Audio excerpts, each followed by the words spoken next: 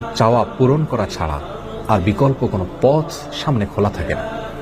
এ ধরনের পরিস্থিতিতে আল্লাহ রাব্বুল আলামিনের কাছে আমাদের মনের একান্ত কামনা বাসনাগুলোকে পূরণ করবার জন্য একটি বিশেষ পথ বাতলেছেন আমাদেরকে প্রিয় নবী সাল্লাল্লাহু আলাইহি ওয়াসাল্লাম, আর সেটি হলো ইসমে আযম। ইসমে আযম মানে হলো মহান নাম। আল্লাহ রাব্বুল আলামিনের এই ইসমে আযম তথা মহান নামের মাধ্যমে কোনো কিছু চাওয়া হলে তিনি সেটা পূরণ করেন। এই নামের মাধ্যমে আল্লাহকে ডাকা হলে তিনি সেটাকে সাড়া দেন। এবং নবী আলাইহিস সালামের অনেকগুলো হাদিস রয়েছে।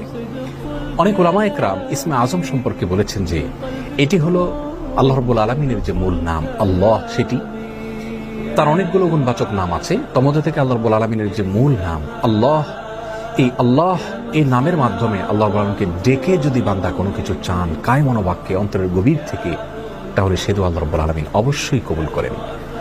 এজন্য কোনো কিছু আল্লাহ রাব্বুল আলামিনের কাছে চাওয়ার আগে যদি আল্লাহ বলে ডেকে ভালোবাসা থেকে, আস্থা থেকে, ভরসা থেকে, কায় মনোবাক্যে দীনতাহীনতার সাথে আল্লাহকে ডেকে যদি কেউ দোয়া করেন, তাহলে সে দোয়া আল্লাহ রাব্বুল আলামিন ফিরিয়ে দেন না।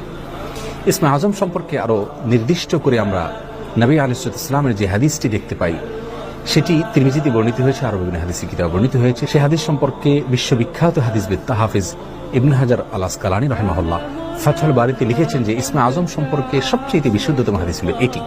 আর সেটি হলো এই যে বুরায়দা রাদিয়াল্লাহু আনহু বর্ণনা করেছেন, এক ব্যক্তি নামাজের মধ্যে একবার কিছু বাক্য বলে উঠলেন, নবী সাল্লাল্লাহু আলাইহি সাল্লাম তার কথাগুলো শুনলেন। তিনি এটি আর সেটি হলো এই যে বুরায়দা রাদিয়াল্লাহু আনহু বর্ণনা করেছেন, এক ব্যক্তি নামাজের মধ্যে একবার কিছু বাক্য বলে উঠলেন, নবী সাল্লাল্লাহু আলাইহি সাল্লাম তার কথাগুলো শুনলেন। তিনি বলে উঠলেন, আল্লাহুম্মা ইন্নী আসআলুকা বিআন্নী আশহাদু আন্নাকা আনতাল্লাহ লা ইলাহা ইল্লা আনত আল আহাদুস সামাদ আল্লাযী লাম ইয়ালিদ ওয়া লাম ইউলাদ ওয়া লাম ইয়াকুল লাহু কুফুয়ান আহাদ।